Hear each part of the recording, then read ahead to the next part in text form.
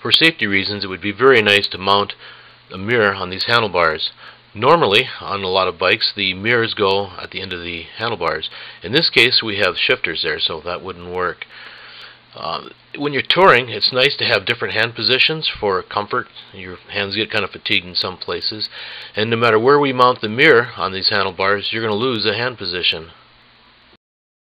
This video is going to show you how to build a bracket where you can mount a mirror on the top of your brake handles on your handlebars of your bike. In order to do so, you're going to need a block of some type of material, you're going to need a saw, and you're going to need a drill. The bracket will be mounted on the top of the brake levers, and if you notice right now there's a little piece of rubber there. We're going to have to peel that back to get it out of the way, and when you peel it back you'll see a little rubber nipple part. We're going to pull that little rubber nipple out of the hole, and that hole is going to be used later to drive a screw into it to hold the bracket into place. This is where we're going to make a bracket.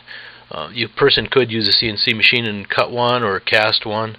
We're going to build one that slides over this.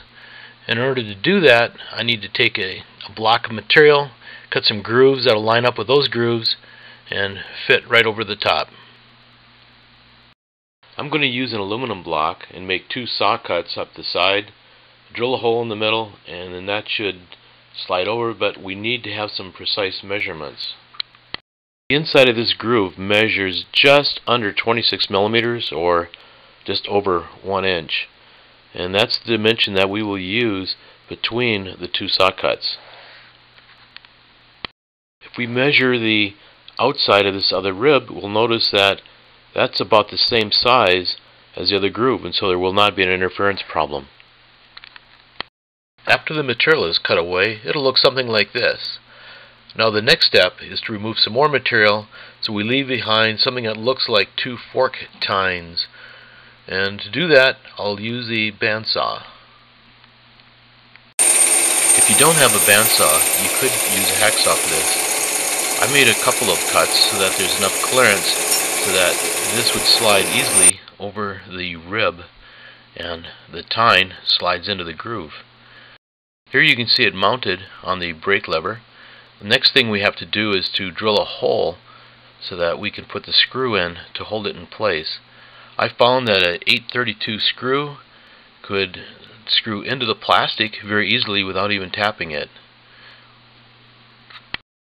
If you wanted to, you could make the hole in the aluminum part oversized so that you could just screw it into the plastic, but I chose to line up the holes almost perfectly so that I could tap the aluminum part and drive the screw into the plastic. That makes a very solid mounting.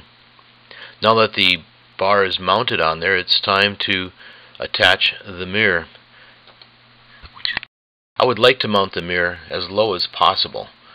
So what I'm going to do is drill a hole just above the existing holes in the aluminum block, and I'm going to make the hole the same size as the inside of the handlebar, and that way I can just use a conventional mirror in the hole. And now that the mirror is mounted, you can see where there's extra material. We can cut away all that material, and then we can grind or file the corners to make it nice and smooth, sand it, and this is what the finished product would look like.